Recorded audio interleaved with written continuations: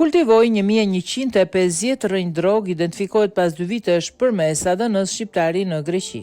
Rreth 2 vite e gjysmë më vonë, me ndihmën e ADN-s, autoritetet greke arritën të identifikonin një nga kultivuesit e plantacionit të marijuanës në zonën e Rogdias, në një zonë pyjore në pronësi të manastirit Savathian në Mal. Siç u bëhet ditur, bëhet fjalë për një 31 vjeçar shqiptar, të cilit ju gjet material gjenetik dhe gjurmët e gishtrinjve në disa nga pronat e sekuestruara, të cilat u identifikuan me asistencën e Interpolit dhe mendimin e një aplikacioni në përmjet Francës, pasi shqiptari kishte shqetësuar dhe autoritetet atje.